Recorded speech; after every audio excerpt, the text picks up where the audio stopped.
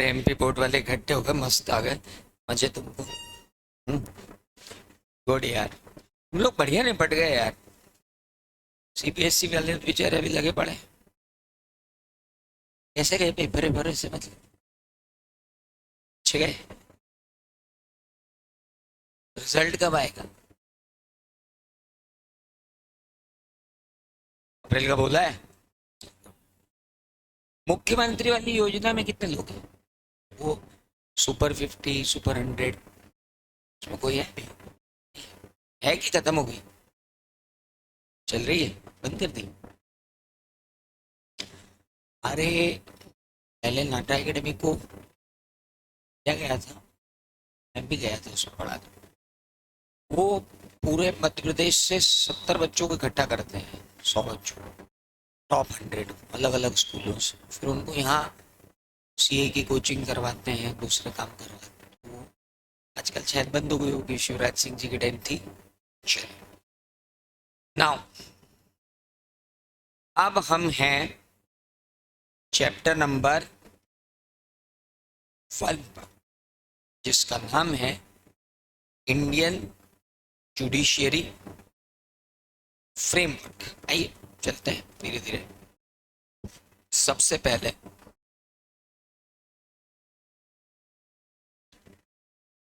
और दोस्त, ये बिल्कुल आप मान के चलो, मैंने आज भी ट्वीट किया है that you are going to face September. आप सबको नवंबर तक रुकने की जरूरत है। अच्छी बात है, तो और प्रयास हो भी जाता है, मतलब कोर्स भी बहुत अच्छे से निपटता है ना।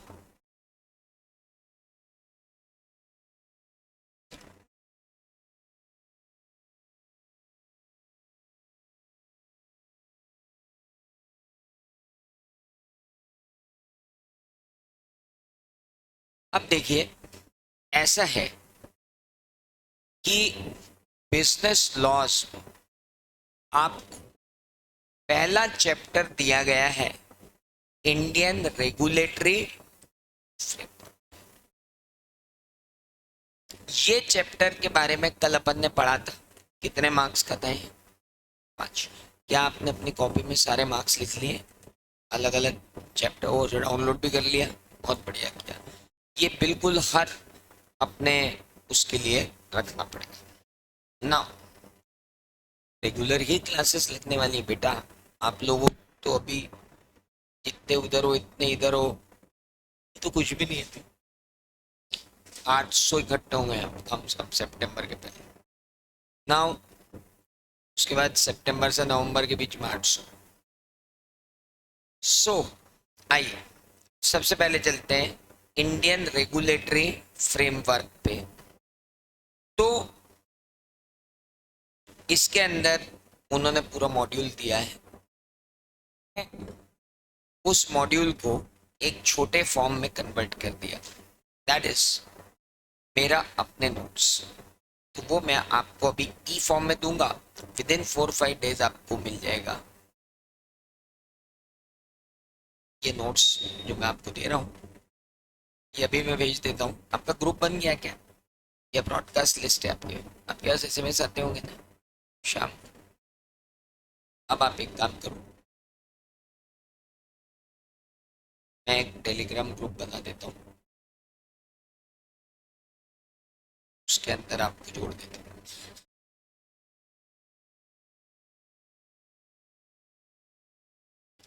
खोलना पड़ेगा, टेलीग्राम डाउनलोड करना पड़ेगा। हाँ, बड़ा गड़बड़ हो जाएगा भाई साहब। न्यू ग्रुप बनाऊंगा मैं। चलो ठीक है, मैं आप तक वो राहुल भैया को बोलता हूँ, वो आपको भेज देंगे। पर टेलीग्राम पे आना ज़रूरी है, व्हाट्सएप इज़ नॉट एडवाइजेबल, उसकी सिक्योरिटी भी नहीं है, आपके नंबर की प्राइवेसी भी ख़त्म होती है। लड़कियों को सारे नंबर दूसरों को मिल जाते हैं, फिर वो किसी को एसएमएस करते हैं, इसलिए हम चाहते नहीं है कि इस तरीके की कोई हरकत की जाए। बेटर है टेलीग्राम पे क्या है, सीक्रेसी मेंटेन होती है, किसी को किसी के नंबर दिखते नहीं। तो मैं टेलीग्राम ग्रुप आज बना लूँगा, उस पर आपको ही भेज दूँगा ना। ग्रुप भी नहीं बना, ग्रुप तो आपका बनेगा भी नहीं, तो हम नहीं देंगे, आपको जो ग्रुप बनाना है बनाते रहो. Now we are talking about Indian regulatory framework. Notes आपको ऐसे नहीं मिलेंगे, नोट्स तो आपको मार्केट के स्टैंडर्ड से ऊपर जाकर 4 कलर के नोट्स मिलेंगे. ये तो सादे सादे काले सफ़ेद हैं, पर यकीन मानो पढ़ने में तो उतना ही समझ में आता. वो ठीक है मार्केट के हिसाब से. When we have started teaching in 93-94 there was nothing called notes. जो होता था मॉड्यूल ही होता था, तब से पढ़ा रहे. ये तो मार्केट के प्रपंच है. आइए, रेगुलेटरी फ्रेमवर्क का पर्पस क्या है? What is purpose of a regulatory framework? भाई, purpose of regulatory framework in a country is to provide set of uniform rules and regulation. सभी के लिए एक सरी के नियम कायदे कानून हो, हम बस यही चाहते हैं. The purpose of regulatory framework is to provide a set of uniform rules and regulation that will govern the conduct of people interacting with each other in personal as well as business relationship. मनुष्य सामाजिक प्राणी है. हम लोग एक दूसरे से interact करते हैं, व्यक्तिगत रूप से भी और धंधे में भी. मैं आपसे इंटरैक्ट कर रहा हूं बिजनेस पर्पस के, लेकिन आप लोग एक दूसरे से इंटरैक्ट कर रहे हो पर्सनल पर्पस के लिए. अब आप पर्सनल पर्पस के लिए इंटरैक्ट करो या बिजनेस पर्पस के लिए इंटरैक्ट करो, अगर आप इंटरैक्ट कर रहे हो, चाहे आप बिजनेस पर्पस के लिए इंटरैक्ट कर रहे हो, चाहे आप पर्सनल पर्पस के लिए इंटरैक्ट कर रहे हो, इम्पोर्टेंट ये है कि इंटरैक्ट करते समय आपका जो कंडक्ट होगा, that conduct must be governed, that conduct must be regulated. क्योंकि आपको मालूम है कि मानव को अगर संस्कारों, धर्मों, नियमों में नहीं बांधा जाए तो उसमें और जानवर में कोई अंतर है नहीं. We are also one of the kind of species on this planet earth. हम भी हैं तो बेसिकली जानवर, लेकिन हमने क्या है, समाज में रहने के तरीके सीख लिए, अपने नियम धर्म संस्कार बना लिए हैं, इसलिए हम लोग जुड़े हुए. तो अब अलग अलग लोग अलग अलग तरीके के संस्कारों को लेकर चलते हैं, तो वो लगे नहीं.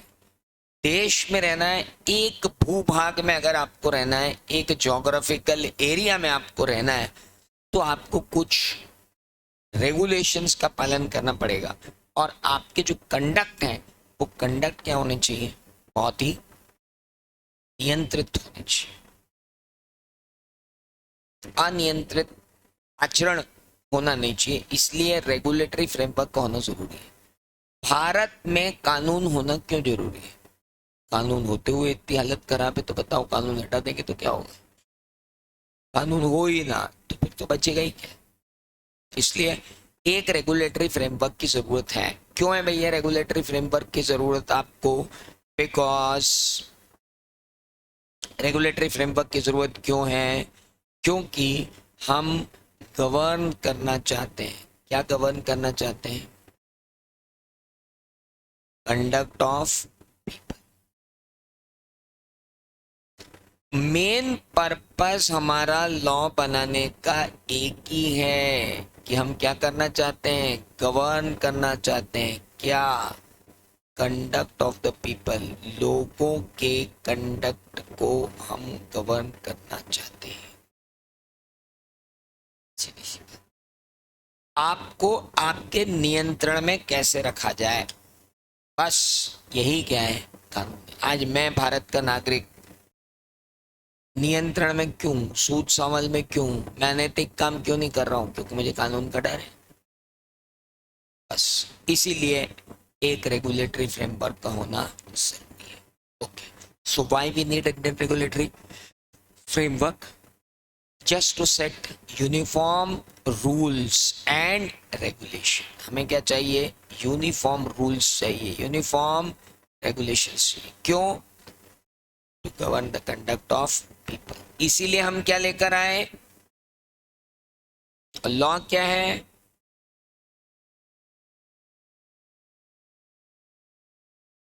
Set of obligation duties which are imposed by, क्यों? To securing welfare and providing justice to the society और पीपल। तो बहुत सिंपल है कि व्हाट एग्जैक्टली इज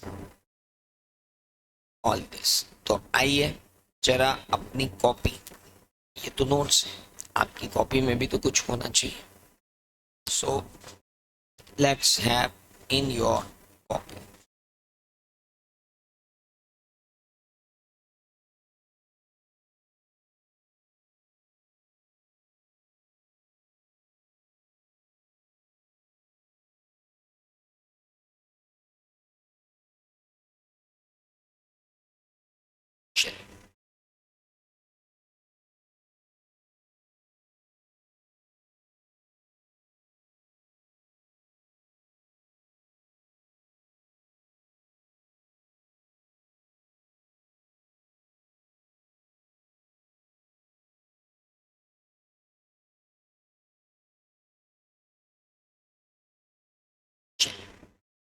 सो सबसे पहले लिखिए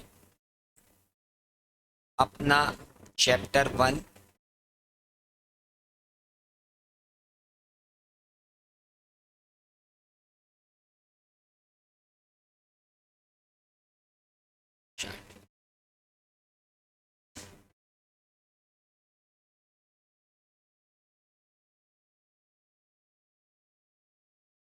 why we need regulatory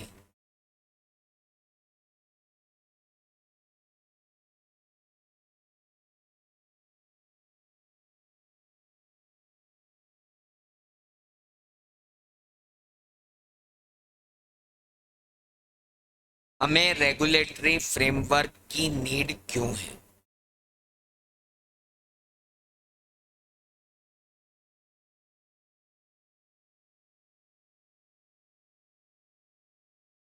so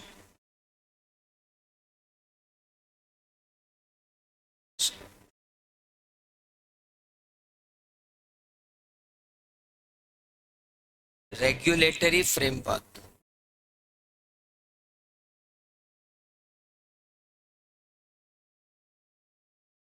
is a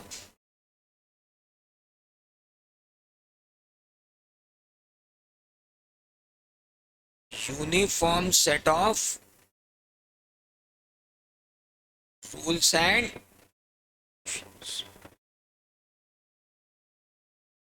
क्यों रखें rules and regulation? Why?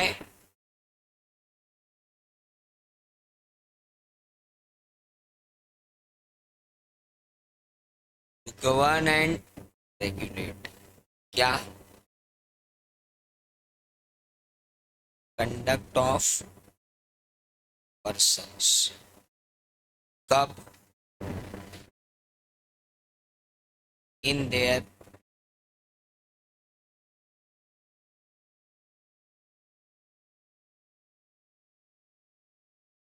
personal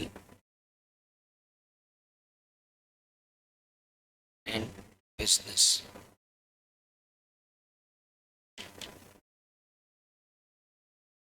उनके पर्सनल और बिजनेस कंडक्ट या पर्सनल और बिजनेस रिलेशनशिप के अंदर जस्ट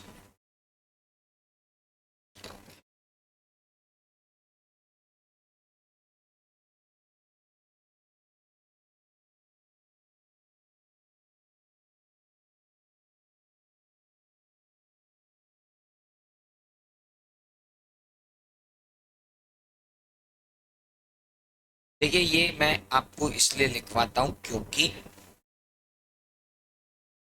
आपके पास सरल भाषा में भी कुछ होना चाहिए। अब अगली बात आती है कि भाई साहब लॉ क्या है, तो हम बात कर लेते हैं लॉ क्या है।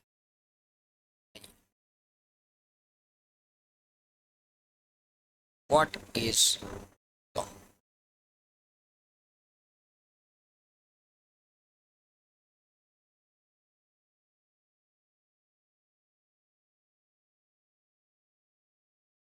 नाउ लॉ किसे कहते हैं भाई साहब? तो मतलब अब आया कि लॉ क्या है। लॉ है सेट ऑफ क्या ऑब्लिगेशन, और किसने इन्फोर्स की?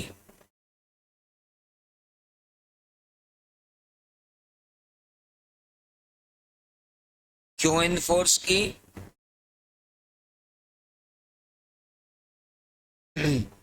फॉर सिक्योरिंग दो चीजें,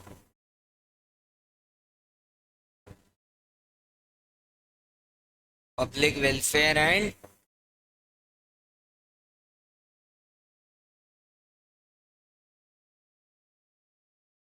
जस्टिस टू।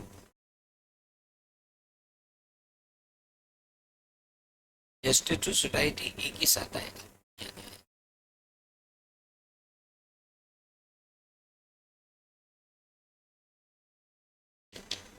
सिंपल।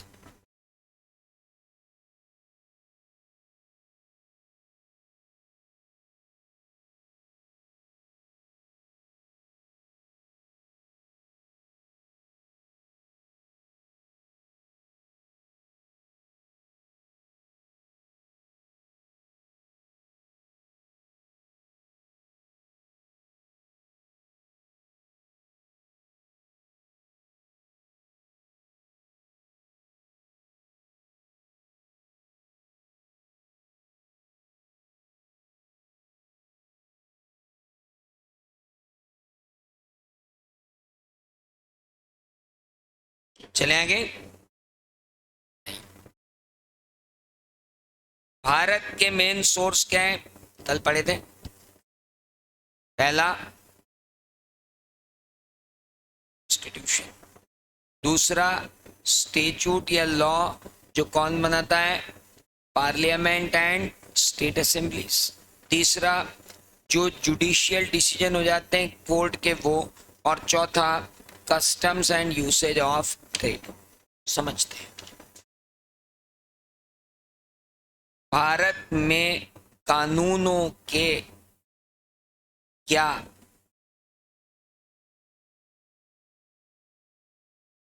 भारत में कानूनों के क्या मायने अगर हम बात करें तो सर भारत में जो कानून है उनके सोर्सेस क्या है? What are the various sources of Indian regulatory framework? Indian regulatory framework के अंदर इंडिया में कानूनों के क्या सोर्सेस हैं? तो भाई सबसे पहला सोर्स कौन? कॉन्स्टिट्यूशन ऑफ इंडिया या भारत का संविधान। भारत का संविधान सेंट्रल गवर्नमेंट और स्टेट गवर्नमेंट को ये इजाजत देता है कि वो कानून बनाए। सेंट्रल गवर्नमेंट कानून अपने हिसाब से नहीं बना सकती, सेंट्रल गवर्नमेंट को जनता का कानून बनाना पड़ेगा। इसके लिए पार्लियामेंट में लोकसभा और राज्यसभा में एक बिल पेश करना पड़ेगा, तब जाकर आप केंद्रीय कानून बना सकते हो। और राज्य का कानून बनाना है तो स्टेट असेंबली में उसे पास करना पड़ेगा। इसीलिए वो बोल रहे हैं कानून बनाना है तो या तो कहाँ जाओ? पार्लियामेंट में, या कहाँ जाओ? स्टेट असेंबली में, और वहां जाकर कानून बनेगा। तो कानून का एक सोर्स कौन हुआ? दूसरा सोर्स कौन हुआ? तीसरा सोर्स कौन हुआ? State assembly. चौथा सोर्स हुआ हो सुप्रीम कोर्ट के और हाई कोर्ट के डिसीजन।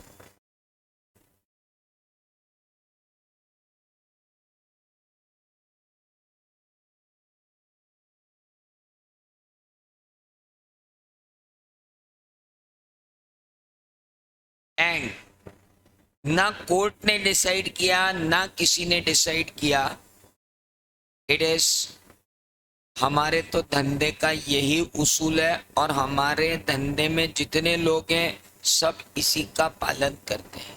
कहीं लिखित नहीं है ये, लेकिन होता यही है।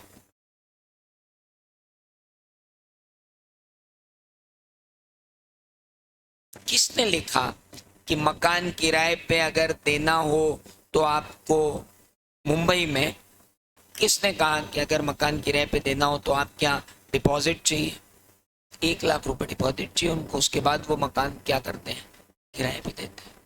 ये तो कहीं नहीं लिखा हुआ है, ये मुंबई का कस्टम है। यहाँ पे भी है, पर यहाँ 1 लाख रुपए नहीं लेते हैं, यहाँ 3 महीने का किराया लेते हैं। तो ये यहाँ का कस्टम है। हर जगह के अपने अपने नियम कायदे कानून है, वो पब्लिक नहीं बना लिए, मतलब उनके लिए किसी पार्लियामेंट की जरूरत। अब इंदौर में अगर आप मकान किराए पे लोगे तो बोलेंगे 3 महीने का किराया एडवांस में देना पड़ेगा। मुंबई में जाओगे तो वहाँ 3 महीने नहीं, वहाँ स्लैब फिक्स है। 1 BHK 1 lakh, 2 BHK 2 lakh, 3 BHK 3 lakh, दो डिपॉजिट दो उसके बाद। अब वो उनके नियम है। तो custom and usage of trade भी सोर्सेस ऑफ लॉ है। तो एक मिनट, चैप्टर 1 चार्ट 1 हो गया था, चैप्टर 1 चार्ट 2 भी हो गया। अब चैप्टर 1 चार्ट 3।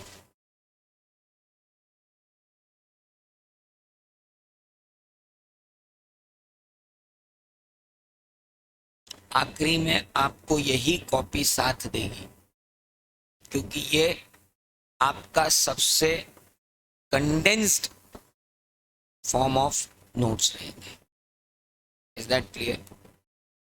मैंने इस ग्रह पर उपलब्ध जितनी तकनीकें हैं सबका प्रयोग कर लिया है और अंत में इस निष्कर्ष पे पहुंचा हूं कि ये जो तरीका है पढ़ाने का, यही एकमात्र तरीका है जो हमारे आचार्यों ऋषियों मुनियों ने लगा रखा था चौक बोर्ड डस्टर। सारे पीपीटी से भी पढ़ा लिया मैंने, सारे एआई टूल्स ला के वीडियो बना के भी पढ़ा लिया, लेकिन दिमाग में क्या रहता है, मैं पढ़ा रहा हूं, मैं यहां लिख रहा हूं, आप सुन रहे हो, आप समझ रहे हो, आप लिख रहे हो। अभी पहले हमने क्या किया, डिस्कशन, है ना। अब डिस्कशन के बाद हम क्या करेंगे, इसको कंडेंस्ड फॉर्म में जब लिखेंगे तो आप मेरे साथ सिर्फ लिखोगे नहीं, आप सोचते हुए लिखोगे, तो आपको अपने आप याद हो जाएगा। यही एकमात्र तरीका है। मैं आपको अलग अलग तरीके की प्रेजेंटेशन दे सकता हूँ, बट देने की कोई ज़रूरत नहीं है, क्योंकि आपका तरीका यही है। क्या है भैया, sources of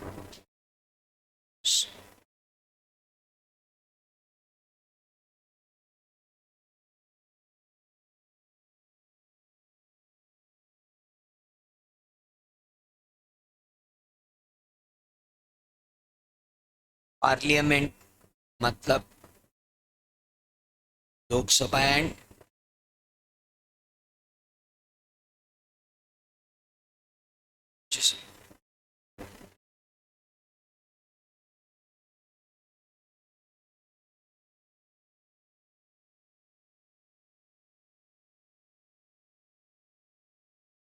legislative assembly of state.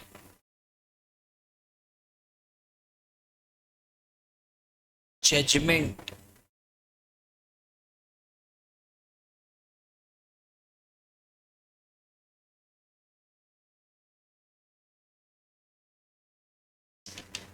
कई बार judgment of court of law जो होता है वो किसी भी कानून से ऊपर होता है।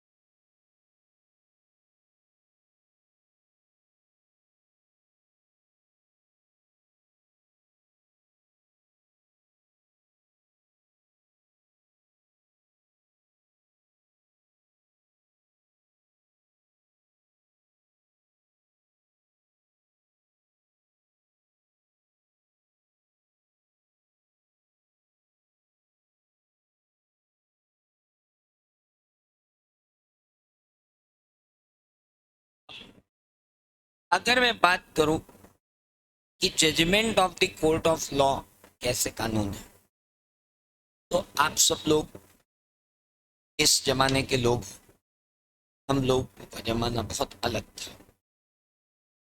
आज आप सुप्रीम कोर्ट के डिसीजंस की एक खुले मंच पे बहस कर लेते हो, जिसमें हम LGBTQ कम्युनिटी के बारे में अपन सुनते रहते हैं रोज। देखिए, हम लोगों की सोच जो होती थी वो ये होती थी कि lesbian, gay and bisexual and transgender और इनके बारे में जो बातें की जाती थी, तो हमारे ज़माने में इनकी बातें करना भी बहुत गलत बात थी। मतलब हमारे हमारे ज़माने में ये सोचा जाता था कि ये लोग बीमार हैं, विक्षिप्त हैं, इनका मानसिक संतुलन गड़बड़ाया हुआ है और ये सब अलग लोग हैं और इनको एक साथ नहीं रखा जाना चाहिए। सदियों तक ये रहा। आप अगर सुप्रीम कोर्ट के वर्डिक्ट को पढ़ोगे तो सुप्रीम कोर्ट के वर्डिक्ट ये है कि इस धरती पर जिसने भी जन्म लिया है वो इस प्रकृति का हिस्सा है ना? आप बिल्कुल मान के चलिए कि अगर कोई बंदा इस तरीके का है जिसको अपोजिट जेंडर के प्रति कोई आकर्षण नहीं है, तो that is because of his hormonal imbalance. There is something in his body which is not producing the same hormone which is normally a hormone of a girl or hormone of a boy. He has a very different kind of mixture of hormones due to which he could not be attracted towards the opposite gender, or she cannot be attracted towards a opposite gender, or he may be of a mixed gender. तो क्या ऐसे लोगों को जीने का हक नहीं? बिल्कुल है। क्या उनको अपनी मर्जी से जीने का हक नहीं है? सुप्रीम कोर्ट का कहना है कि जब आप दो लोग प्रेम करते हो तो आप भाग के शादी कर लेते हो, मंदिर में शादी कर लेते हो, सामाजिक मान्यता ले लेते हो, घर में जाकर लेते हो, लिव इन रिलेशनशिप में रहते हो, what ever you do do. तो वो जो दो लोग हैं जो एक शरीर की मानसिकता के लोग हैं वो एक साथ क्यों नहीं रह सकते? और इस बेसिस पे मानवतावादी दृष्टिकोण लेते हुए सुप्रीम कोर्ट ने डिसीजन दे दिया कि अगर ऐसे LGBTQ+, अभी तो बहुत सारे उसमें कैटेगरी और आ रही है, LGBTQ+ वाली कैटेगरी के लोग अगर एक साथ रहते हैं तो आप उस पर कोई ऑब्जेक्शन नहीं उठा सकते। उन्होंने कोई गैर कानूनी काम नहीं किया है। They are not harm for the society and their whatever they are doing is acceptable. That is the verdict of Supreme Court. ये सुप्रीम कोर्ट का वर्डिक्ट। अभी तक इसके लिए कानून बने नहीं है, अभी इनके लिए कानून बनना शुरू हुए हैं। बहुत ही एलिमेंट्री स्टेज पर ये कानून है। जिस दिन इनके बारे में ये कानून आना चालू हो गए उस दिन के बाद से इंडियन जुडिशियरी सिस्टम में उनके नाम का कानून होगा। अभी तो हमारे पास सिर्फ क्या है, सुप्रीम कोर्ट के वर्डिक्ट है। आज उन दो साथ रह रहे लोगों को कोई भी थानेदार उठाकर जेल में नहीं डाल सकता कि सब तुम क्या कर रहे हो सोसाइटी में। सॉरी, हर आदमी को अपने तरीके से जीने का हक है, उसे जीने दो। आपको नहीं अच्छा लग रहा आप चले जाओ। It's a broad view. मैंने कल आपको बताया था कि इस धरती पे जितनी भी स्पीशीज है, ये धरती उन सब की है, कोर्ट यही मानता है। कुत्ते की भी उतनी है। आप अपने मोहल्ले से कुत्ते को बाहर करके देखो, आपको कोर्ट बोल देगा कैसी हिम्मत हुई आपकी उस कुत्ते को उसके स्थान से विस्थापित करने की। वो उसका लोकल एरिया है जिसमें वो रहता है, उस टाउनशिप में ही वो पैदा हुआ, उस टाउनशिप में ही वो मरेगा। आप कौन होते हो उसको उस टाउनशिप से भेजने वाले? हम सब अपने अपने टाउनशिप में कुत्तों से परेशान हैं। हम बोलते हैं नगर निगम को उठा ले जाओ, नगर निगम उठा के ही नहीं ले जा सकते, नगर निगम के अधिकारी सस्पेंड हो जाएंगे। आप जिस हैबिटेट में रह रहे हो उसमें आपके साथ अगर और भी कोई रह रहे हैं तो उनके साथ प्रेम भाव से रहो। वो भले ही प्रेम भाव से नहीं रहे, वो हमें काट रहा है मॉर्निंग वॉक के टाइम, हम उसका कुछ नहीं कर सकते, क्योंकि कोर्ट का कहना ये है कि धरती सबकी है और वो एरिया भी उसका भी है। आप ही अकेले का नहीं है कि आपने टाउनशिप बना ली तो आप रह रहे हो। वो आएगा आएगा तो आएगा। हाँ, जंगली जानवर हो, आपको नुकसान है तो पकड़ के बंद कर देंगे। पागल कुत्ता हो गया तो हटा देंगे। नॉर्मल कुत्तों को आप तब के ऐसे तो कर ही नहीं सकते, कल से बोलो मक्खी हटा दो, मच्छर हटा दो।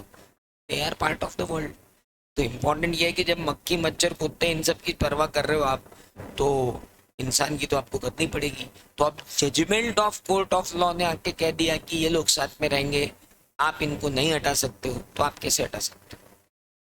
आपको भी अपनी ओपन माइंडनेस रखनी पड़ेगी उन लोगों के प्रति, क्योंकि आपको उनके प्रति नजरिया बदलना पड़ेगा कि भाई वो ऐसे ही है। तो आप क्या करोगे? It's their basic nature. बदल सकते हो क्या आप नेचर को? अच्छा, मैं आपको बोलूं कि बॉयज तुम लड़कियों की तरफ अट्रैक्ट होना छोड़ दो और लड़कियों तुम बॉयज की तरफ अट्रैक्ट होना छोड़ दो, तो ये संभव ही नहीं है, क्योंकि ये बेसिक कैरेक्टर है आपका। तो उनका आप बेसिक कैरेक्टर चेंज कर सकते हो क्या? नहीं कर सकते हो। तो आप उनको, तो अब ये डिसीजन किसका है? सुप्रीम कोर्ट का है। तो अब आप उसके केस नहीं जा सकते। दैट इज द पॉइंट कि judgement of the court of law भी अपने आप में क्या है? एक जुडिशियरी सिस्टम का हिस्सा है। और उसके बाद मैंने आपको बताया क्या? पांचवी बात, and that is custom and customs of trade. Customs and usage. Usage क्या होता है? रूढ़ियां और परंपराएं, रूढ़ियों से पीढ़ियों से चला आ रहा है। Customs and usage.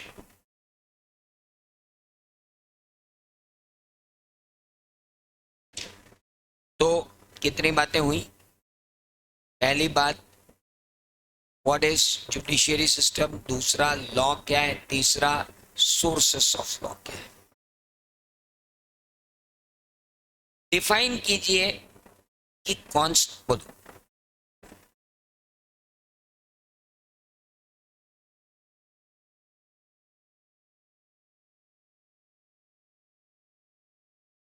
माना जाए सुप्रीम कोर्ट के जज ने अगर कुछ बोल दिया, भारतीय सर्वोच्च न्यायालय के माननीय जज ने कोई डिसीजन दे दिया, तो वो कानून के भी ऊपर है। आपको कानून चेंज करना पड़ेगा, कानून के अंदर चेंज करना पड़ेगा। और कस्टम और यूसेज ऑफ ट्रेड के ऊपर है तो भी मानना पड़ेगा। आप उसके लिए अपील में चले जाओ,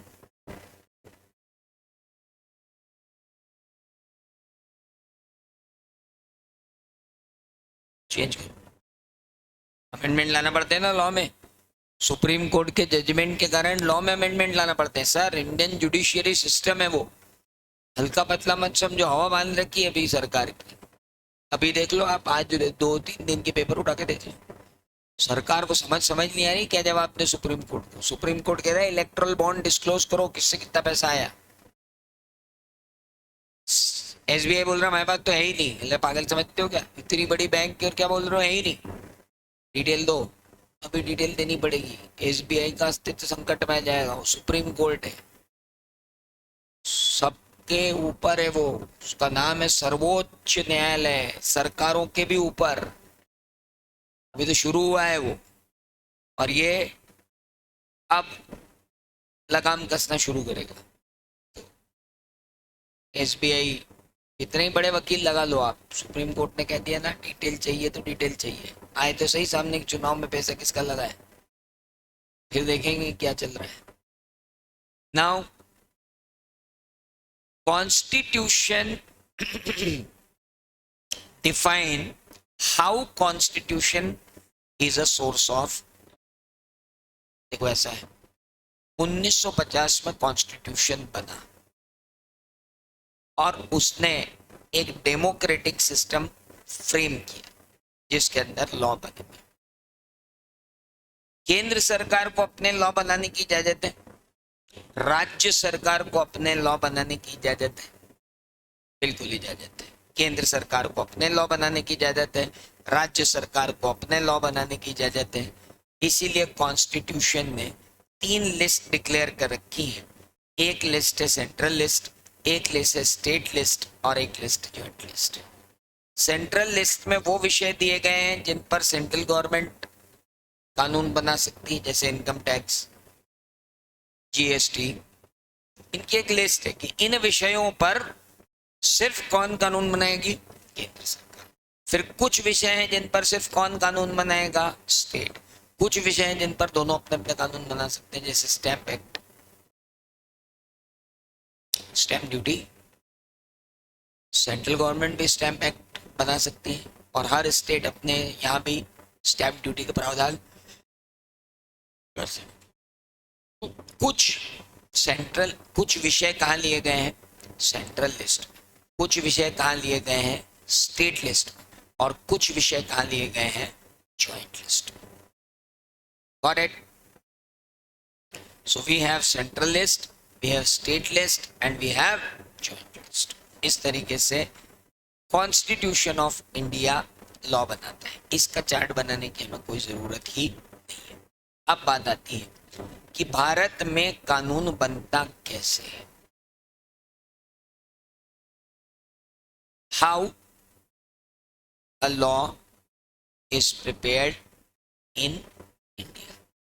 पहला, when the law is proposed in parliament it is called bill। ये तो अपन बचपन से पढ़ते हैं कि जिसे पार्लियामेंट में रखा वो कौन, बिल।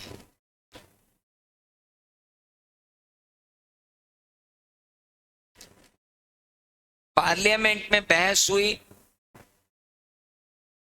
डिबेट हुई and law is passed in Lok Sabha.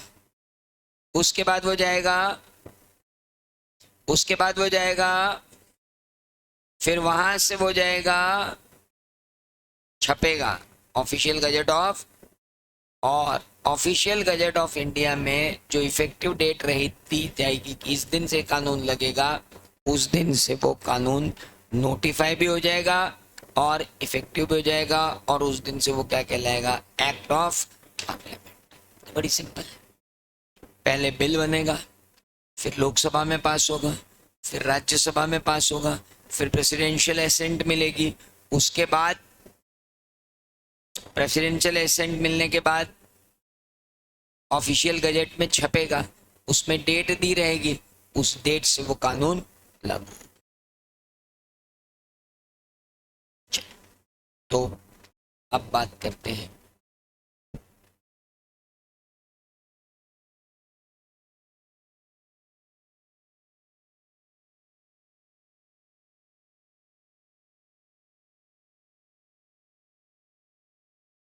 तो कानून कैसे बनता है, what is process of law.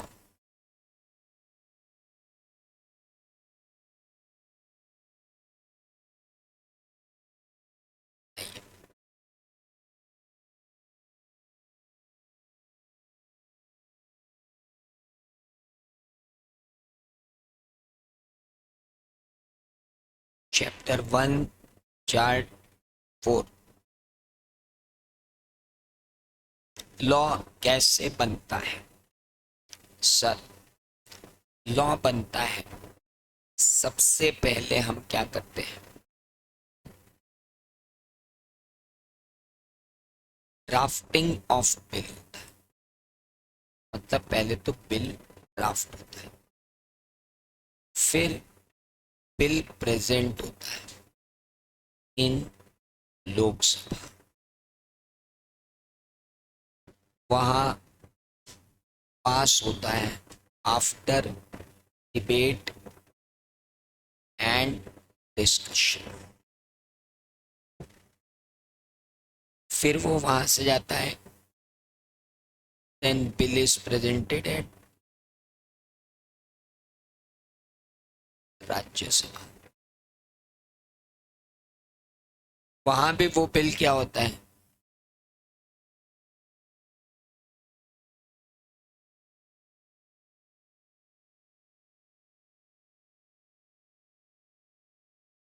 फिर जाता है बिल, देन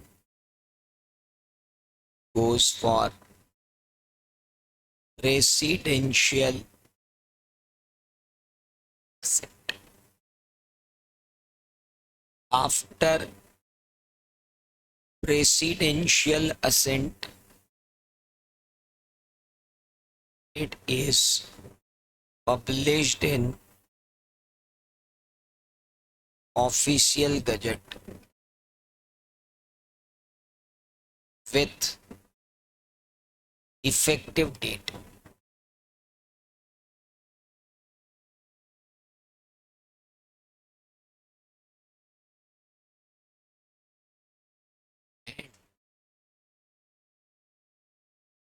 from that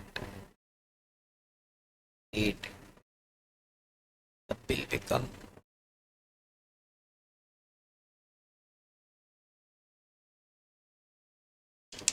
उस डेट से वो बिल क्या हो जाता है, एक्ट बन जाता है। अरे बच्चों समझ में आ रहा है ऑनलाइन?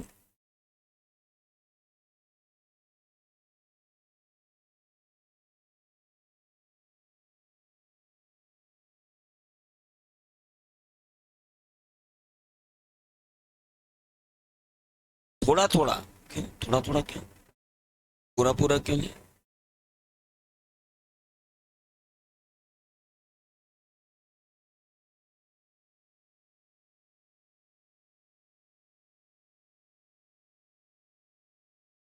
4 नंबर की औकात है इसकी, 5, 4 से 5, है ना? और अपने को बहुत पढ़ना है।